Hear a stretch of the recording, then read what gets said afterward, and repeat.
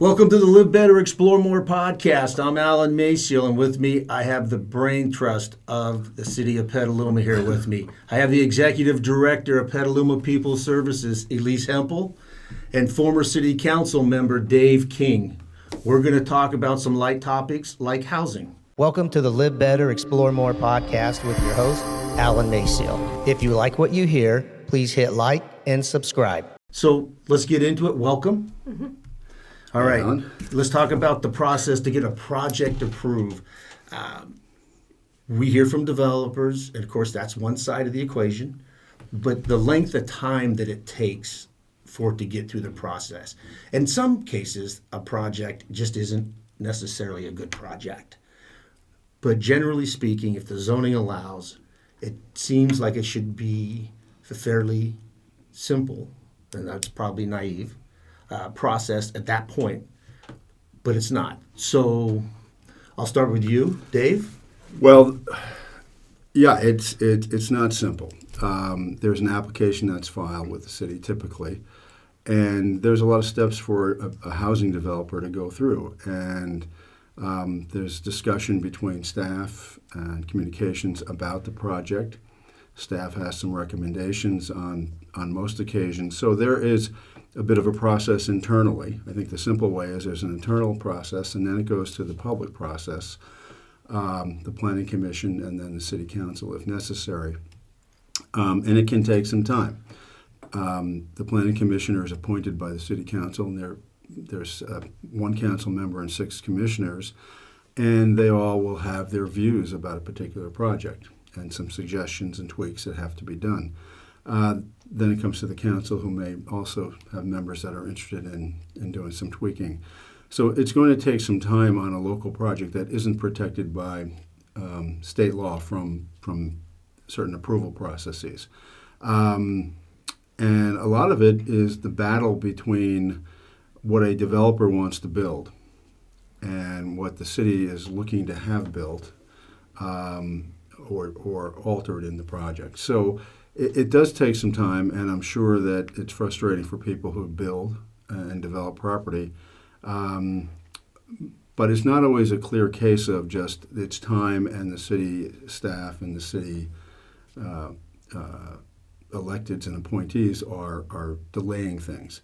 So it does take some time, and there's a cost associated with that, because typically there's a loan that goes with either purchasing the land or getting the professionals to do the architectural work and that kind of thing. So over time, that costs money to somebody. And ultimately, all of that has to be, from their perspective, be factored into the costs. Okay. Yeah. So I think it's important to understand and think about historically how we built in Petaluma. You know, I've been at PPSC now for 20 years. And when I first came, we didn't build anything. We spent a lot of time talking about building. We spent a lot of time thinking about how we were going to get things built, but never ever really got projects to the point where they would get built. And oftentimes they would get held up in the planning commission. And then if they made it through the planning commission, there would be a lot of different reasons why it couldn't get approved at the city council. And I think we need to recognize, especially here in Petaluma, not Sonoma County-wide, but here in Petaluma, how we're building is changing and evolving. I think one of the biggest losses for low-income housing development was the loss of redevelopment. And so that changed how developers, even low-income developers, actually had to move through the process to get buildings built. And so I think that when we look forward to how we're going to talk about housing and how we're going to keep everybody safe, we need to pay homage to the work that was done or the work that wasn't done before us. But I know, and I know this is Alan's interview, but I really think it's important for our community to understand. And just like that, I've been taken out. Our urban growth boundary. I mean, Dave, you were instrumental in helping to get us this urban growth boundary, which is why most people want to come live in Petaluma, is because we're surrounded by urban growth that doesn't blend into Roanoke Park or Novato. We have a very defined city. So can you talk a little bit about the urban growth boundary and what the intent was? And then we can talk about how it's causing us to think about growing up and filling in our city center with additional housing. You know, she's a better interviewer than you are. I'm not done yet. She just gave me a nice segue, but go ahead, answer that question. I just wanted to note that for the Duly for noted. eternity. Duly noted. Well, yeah, that was 25 years ago. So what the intent was probably depends on the hundreds of people that were involved in it back then. One of the intents was to prevent urban sprawl. And as you said, one of the things about urban sprawl, and it happens throughout California, it happens in populated areas. New York, Boston, you have one city goes into the next and you can't tell when you leave. If you were driving down El Camino Real in the South Bay and you were down around Palo Alto, the only thing you see that differentiates Menlo Park from Palo Alto, from what I can recall, or Menlo Park in the next town down, is a sign, and there's no break. And so you have a little bit of that, and it's more than just having the distinction of having some space around your city, but that's an important factor. But there's also a pragmatic economic factor to that, in that utilities have to be pushed out further if you have dense growth that continues to expand beyond a city's boundary. You have the impact on the agricultural and rural nature of this county. So it's all of those things. On the other side of that, within the city boundaries, which most cities in Sonoma County have some form of urban growth boundary at this point, you have the trade-off is that housing and other development is going to come within those boundaries. And so there's some trade-offs like height limitations, or to discuss whether you should or should not have height limitations and things like that. So the urban growth boundary has an impact on that. One of the things about the process that you asked about, Alan, was also the public participation. And the public has an absolute right to speak to the Planning Commission, Council in all matters, whether it's written communication or at meetings. And that is going to occur. One thing I've noted in the 8 years I was on council, so that would be January 2015 through December of 2022, there's been a change in, at least in my perception, an attitude generationally about housing.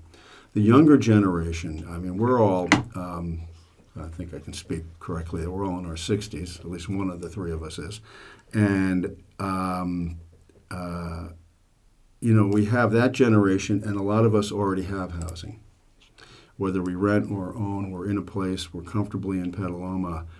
The generations of our children, and that includes children in their 30s and 40s and 20s, they're getting a raw deal, a really raw deal. The cost of housing in our area, and this is not unique to Petaluma, it's the whole Bay Area, it's a lot of other popular places that are densely populated in the United States, is out of reach. I mean, think about buying a home that is not a giant home in Petaluma, but you're paying $1.5 million for it. Think about what your down payment has to be. Think about what your monthly note is, even over 30 or longer, how long you have to pay it back. Think about, on top of that, you're buying a home that's going to be, not Prop 13 protected right away, so you're going to be paying heavy property taxes. And insurance, which is getting harder and harder to get, and, costly.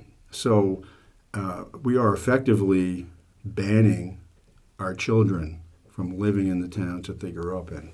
That's not 100% true, so someone listening to this is going to say, no, my son, my daughter was able to live here.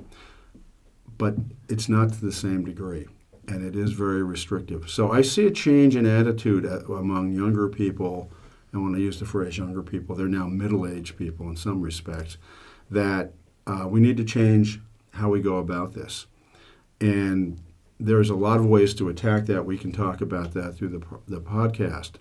But one of them is the kinds of housing we build, and maybe looking at incentives and fee reductions on certain types of housing, alternatives to traditional single-family homes, maybe even looking at the banking institutions and looking at subsidies for people buying homes in places like the Bay Area, Los Angeles, New York, Boston, D.C., on a national level. I personally think it's a real crisis.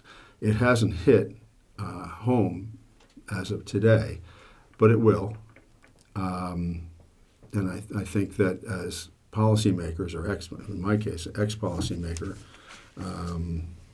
we kind of have to look at that when we make these decisions, and maybe not delay some of these developments they're not great, they're not perfect. I never saw a perfect development. I never saw a perfect developer, and I never saw a perfect collection of cogent arguments against the development. Everything is kind of a little bit gray, but we need to look at that so that we have a society that people can buy into.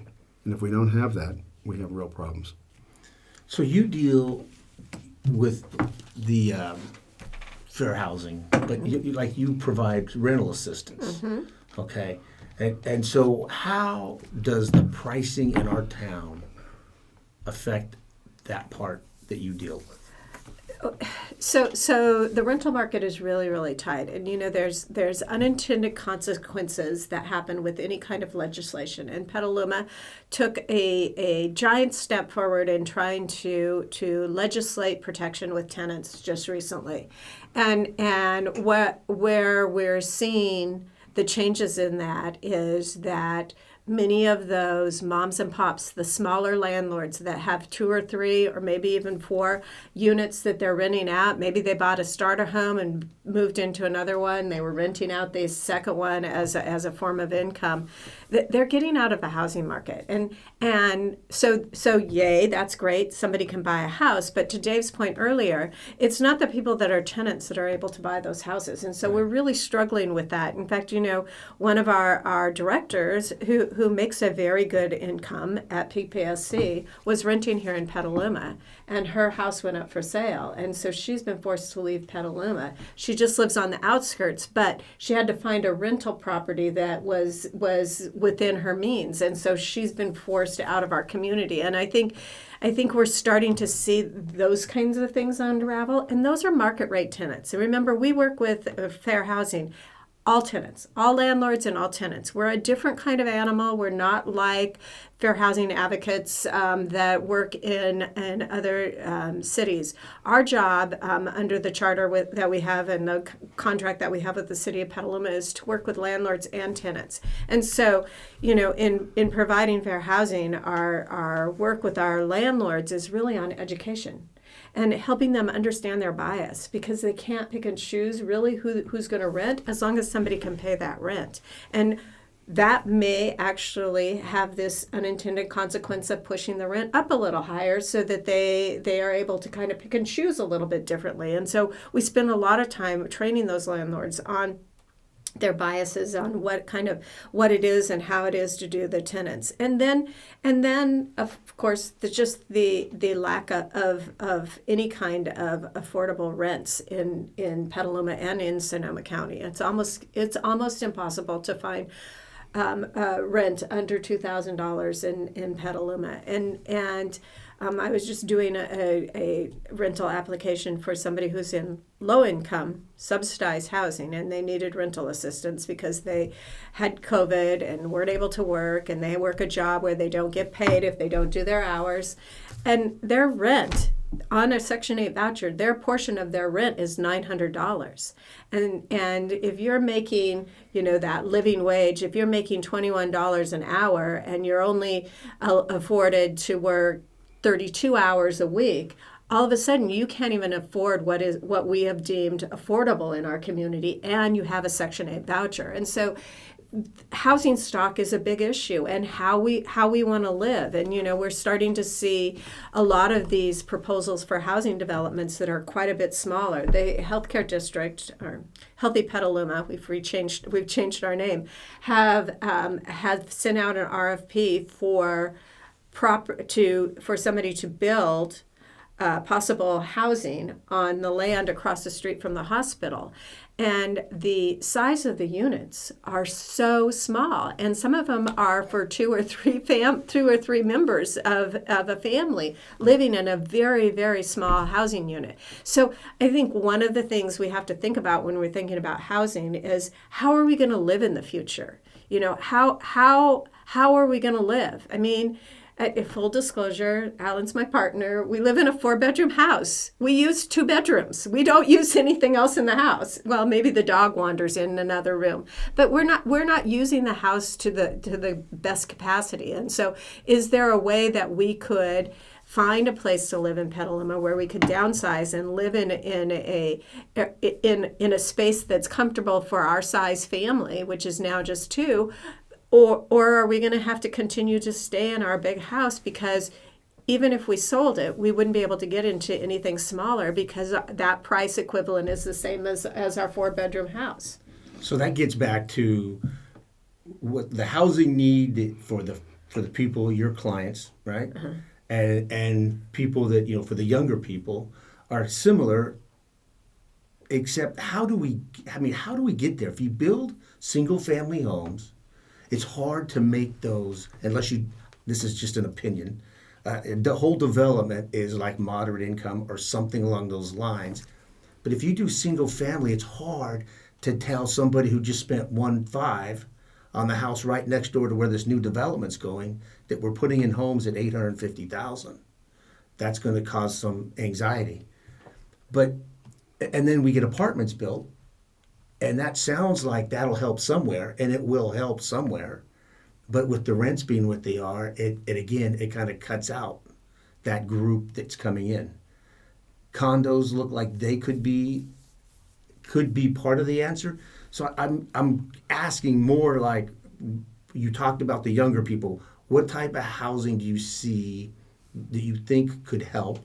And then for you, it would be, is it the same type of housing that Dave's talking about for the younger people, or is it a different style? I mean, is it a mixed use where up above you have some residential units and maybe the commercial downstairs helps subsidize the housing above? I mean, I don't know the answer to that. I'm just curious what the two of you see coming from the angles you're coming at. What types of housing in Petaluma would help? Well, I think Elise's example of the two of you is common throughout everywhere, not just Petaluma. In certain parts of the country, you can find a place to downsize.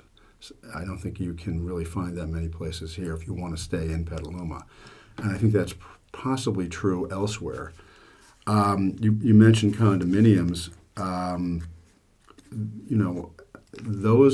That type of housing, which tends to be a little smaller, can serve as first-time in housing for people that are trying to get into the market, to build equity, to be able to make the down payment and the monthly mortgage and all the other expenses in a manner that is probably going to be a little less expensive certainly going to be less expensive than a large single-family home.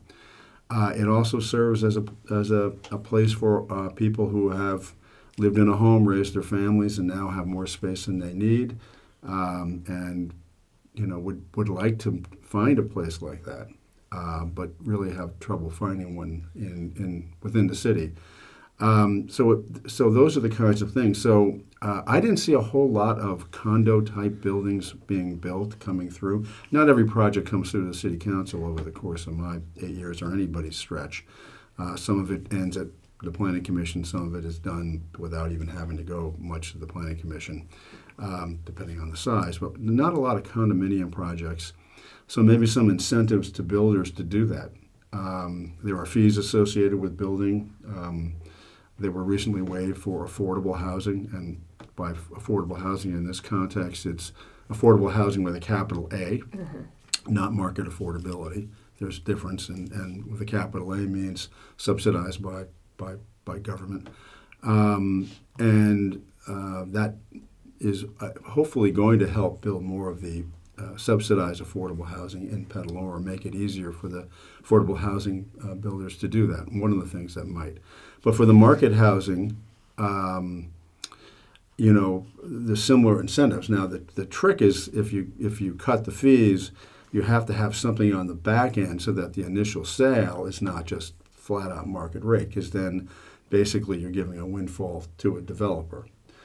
So that's what happens with capital A affordable housing is people can buy a home, they can get a really good deal, but they can't get the market equity over the next X number of years they're in the home. They can get some equity, but they can't get market equity. And so looking at things like that to incentivize developers, I think is one of the ways to try to get that type of housing that is desired, I think, in Petaluma by the existing people in Petaluma, provides a starting point for younger people and anybody, doesn't matter what age you are, but I'm using younger people as an example. And getting back to one of the other things Elise was talking to about people, whether it's rentals or however they're housing themselves, not being able to afford being here. The same problem exists in Marin County. And if by the point you're at watching this podcast and you've fallen asleep because it's housing, and you don't really care that much, you're only watching because you're friends with one of the three of us, here's something that will get your attention. Next time you're in traffic and you're screaming and yelling, particularly on 101 or 37, that is not just infrastructure issues. That is housing issues. Highway 37 from Vallejo to Marin County 15 years ago was not a parking lot. It has been for the better part of the last decade. Those are people coming from that part of the world to Marin County because Marin County doesn't build much in the way of housing throughout its entire county. But they need people to work there. We have the same situation in Sonoma County.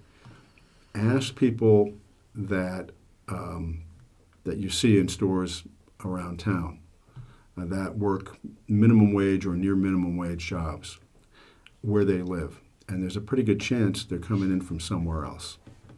Or there's a chance that if they live here, they're living in somebody's, accessory dwelling unit or something like that. But people are pouring into Petaluma from out of town because they can't afford to live here, and there's jobs here. And that creates a traffic problem that pretty much everybody universally complains about. Nobody complains about traffic. I think You should spend some time on city council. I think Dave kind of touched on it.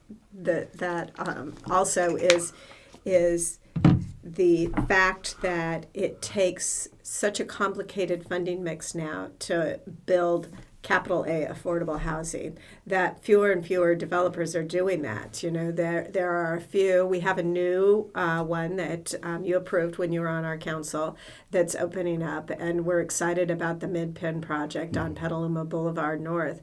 But it's a project that when you look at the number of parking stalls they put, people are going to start to, it's almost done, but people are now they're now just recognizing it and saying, wait, there's not going to be enough parking for those people.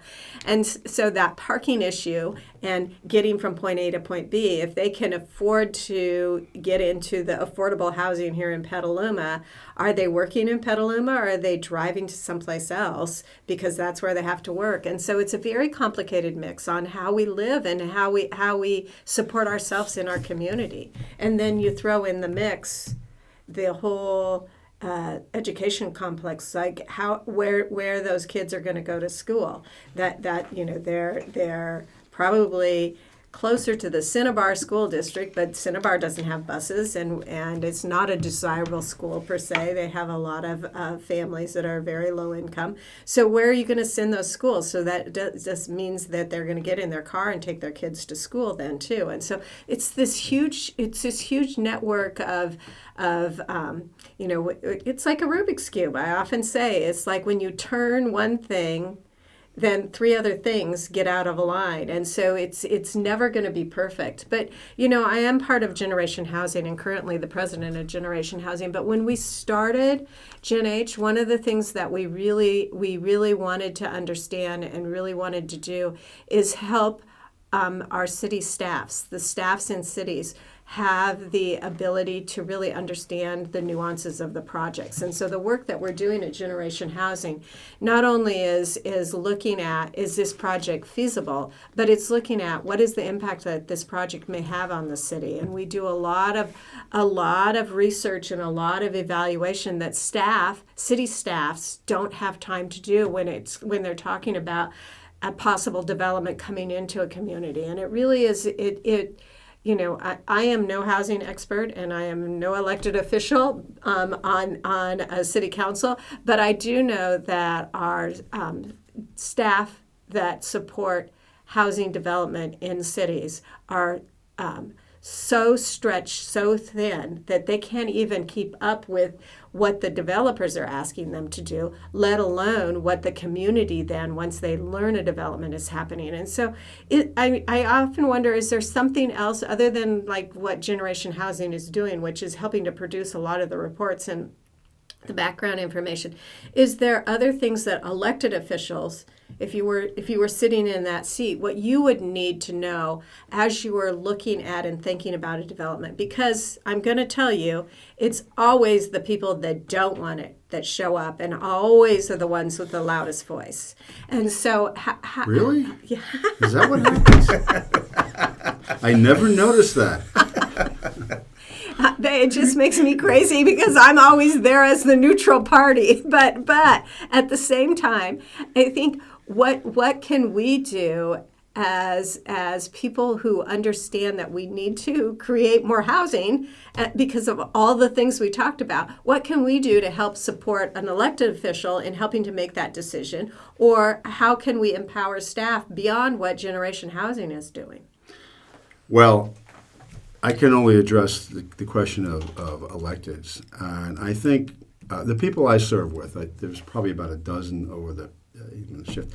I think they dealt with housing in a pretty fair way. I think they were informed. I know they read the materials, listened to the public, listened to the staff, are aware of the policy issues. So I don't know that Petaluma has a huge problem there. People may disagree with me, but I didn't see that.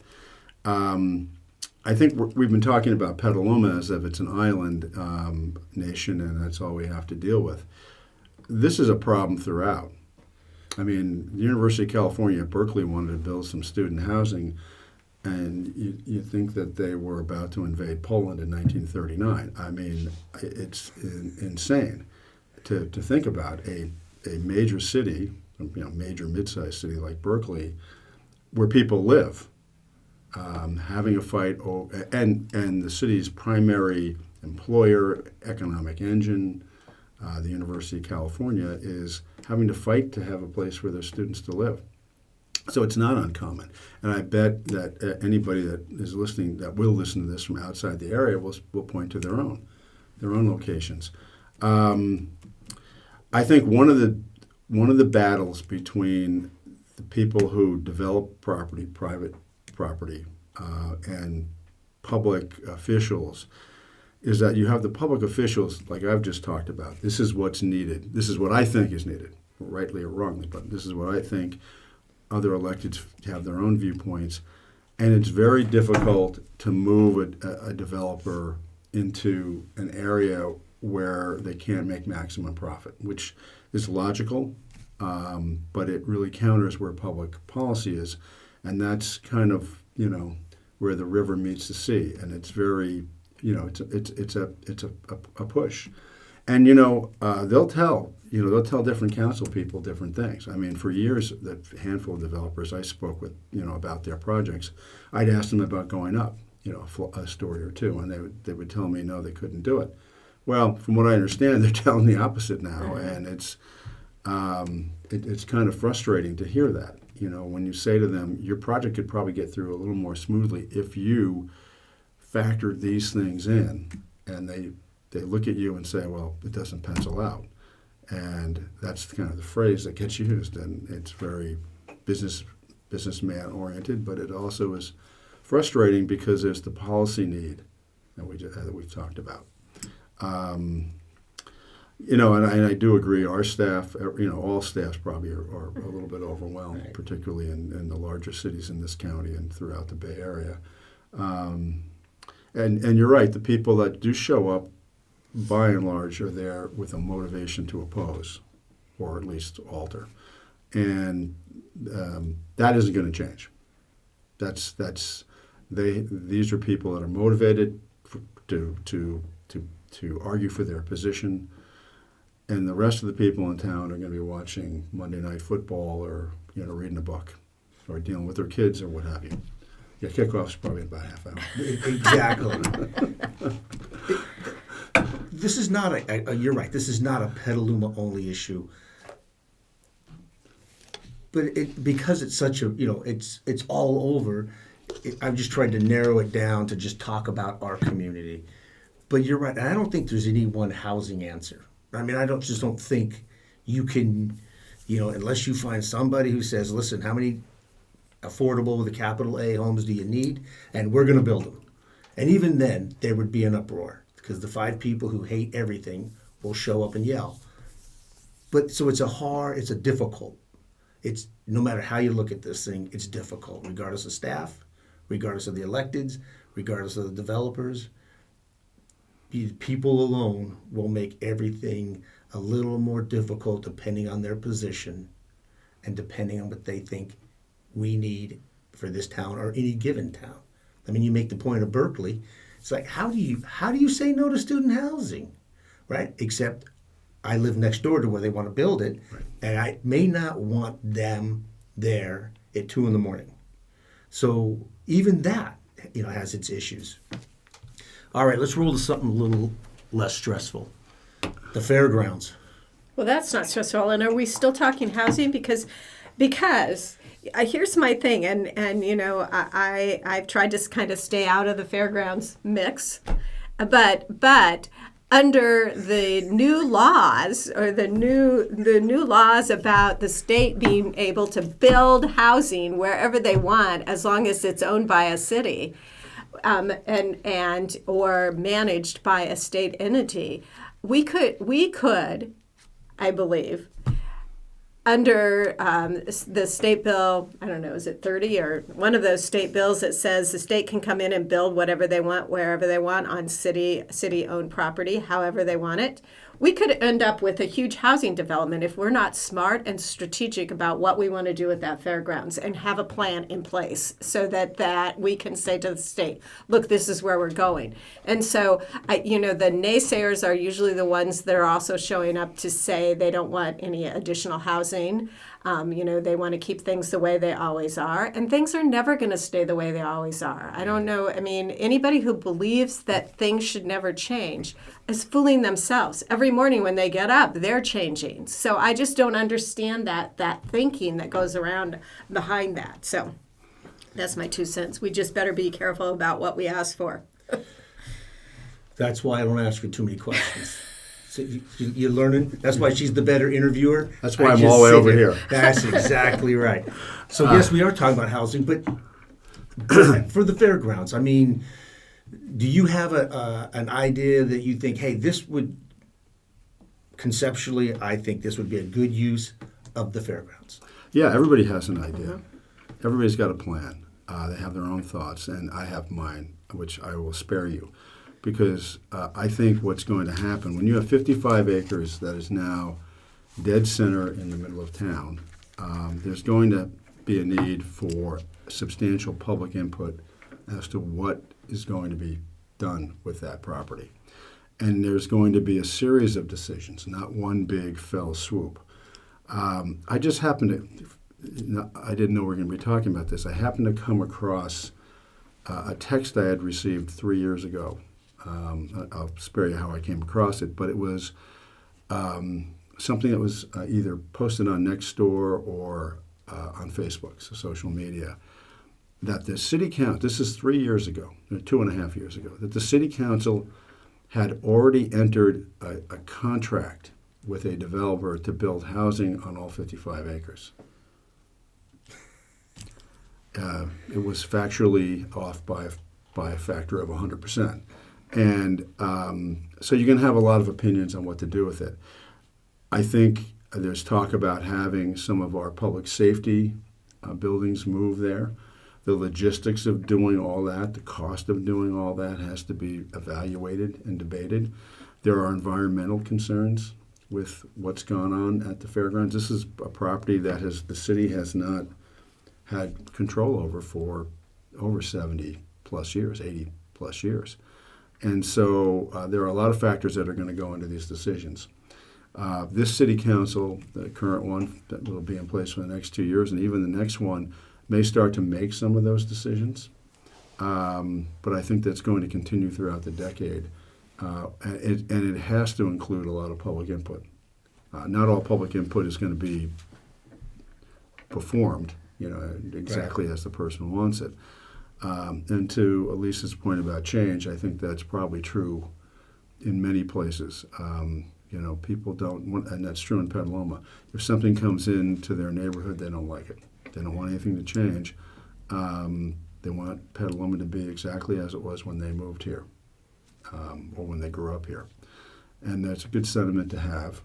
Change is difficult sometimes, particularly if it personally affects you.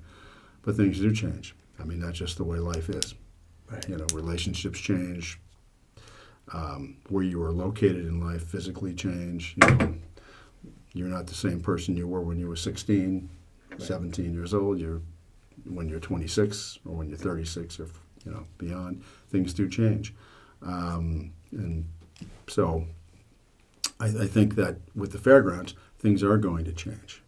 But I think there's also a way to have a fair once a year there. Absolutely. And have it be very similar, if not the same, as it is now, or certainly similar. But that's going to be a series of debates and discussions at city council level and public forums and so forth. And I think the city is geared up and ready to start to have those public conversations. I know I was part of helping to apply for the resiliency grant, which would give the city the dollars it takes to have those conversations, because people forget that it's somebody's time, it's somebody's energy, it's an employee who has to manage that whole process, and that takes a lot of time and money. Right. And so with this resiliency grant, if the city is awarded it, we would have an opportunity to really reach out deeper into our community. And when I say deeper into our community, it's not just those who show up at the meetings. It's engaging them, very similar to how the Blue Zones kind of engages at different levels in different ways. And once they get to the part where they're reaching people where they are in community, whether it's going to McDowell Elementary School and speaking to the parents there and learning about what it is that they would want, or it's participating in forums where people can come together and have kind of open conversations. But you bring up the fairgrounds, and I love this community. I think I love this community probably more than most people. And the first couple meetings that we had with the community participating with the city council around the fairgrounds, I was shocked and appalled at the demeanor and some of the things that people were saying about people living in our community. I was so angry. And I get mad, but I don't always get angry. But I got angry about what people were saying to our city council, because they could do it under the guise of, I'm behind a wall and I don't have to identify myself. I truly believe that in order for community meetings to be effective, it has to be face-to-face, and everybody has to have the opportunity to say what they need to say, but they also need to understand and follow some rules of decorum. And that sometimes is kind of how we go down these rabbit holes and never get a decision made. And so I agree with Dave. There is going to be something that happens at the fairgrounds, but there's a lot of other things in our community that could benefit from from some change too. I don't know if you've been to the community center lately, but I was there just recently, and the panels were falling off the ceiling again. And so is there an opportunity for us to look at this building that's falling apart and actually not repurpose it, but let it get repurchased or reused for a whole different kind of purpose that we need in our community, and then look at where we could put a community center or a center hub where people could come together and feel free and have the opportunity to talk to each other in a civil way. Yeah, that's a great point. And when I badly, jokingly mentioned we all have our opinions.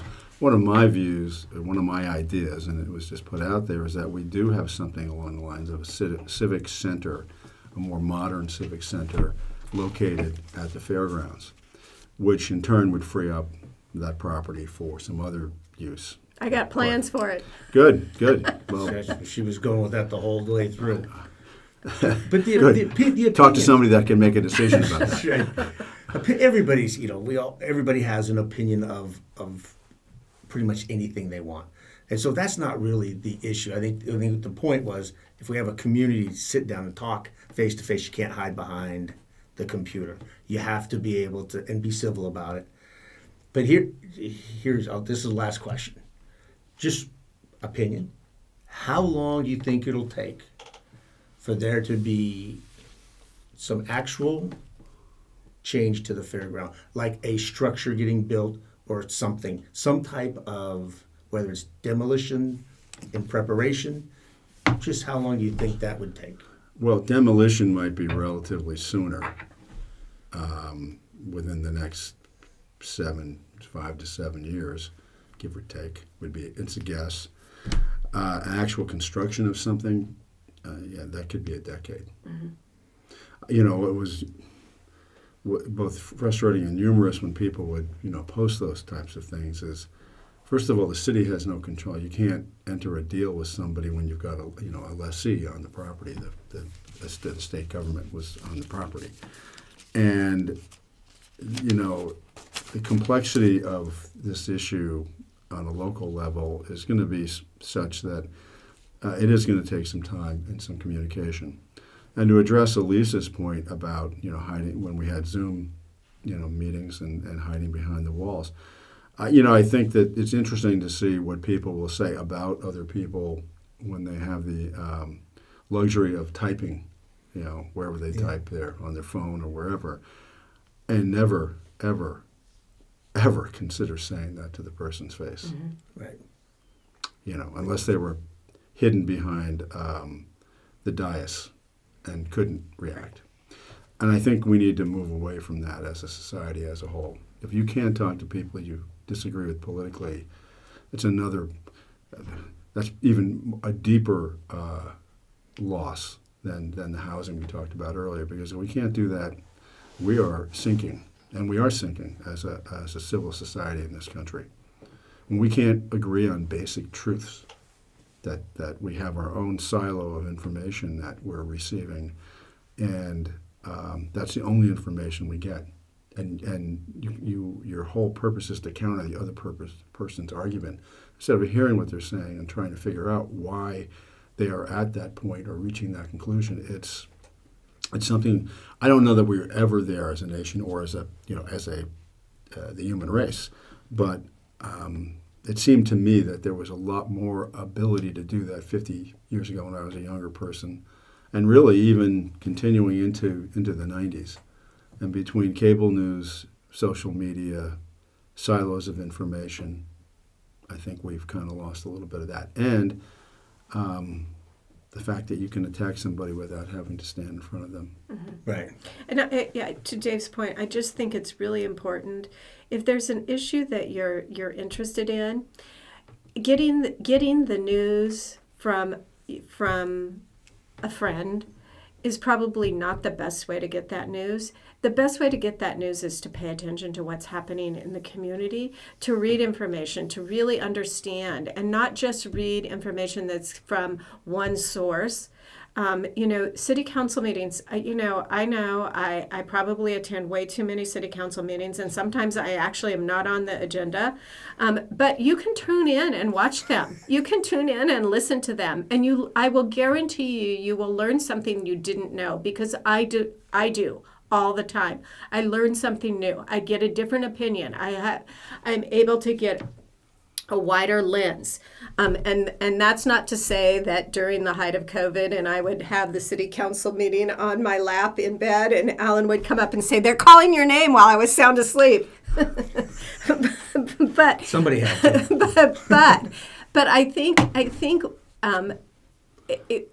when we're talking even about housing, it's important to pay attention to what is being proposed. Read the information that is in the city council packet so that you're informed when you come to the meetings, so you have a better idea, and just not play that old game of telephone tag where you're passing a message on, and it gets so distorted by the time it gets to somebody that then they post that on social media. That's not a truth, and we just have to call those things out. I recently was highlighted in the newspaper, and somebody posted on there that said, well, she was requiring people wear masks. She needs to go, and I think, wow, A, you're still hanging on to that, and B, if you really knew what we were doing, we were feeding 10,000 people a month, and we were wearing masks because we wanted to keep all of our volunteers and those that we were feeding safe. So I just don't understand how. And so do I respond on social media? Do I just let this person slide? Those are the things that you have to really understand and discern on social media. I think we just all need to spend more time watching Taylor Swift. And on that note, although the Chiefs aren't playing tonight, we'll indeed hear. You see what I mean? Two of the smartest people in our community. We need to hear them more. We'll get other topics for them to cover. Thank you for watching. Thank you. You're welcome. Thank you.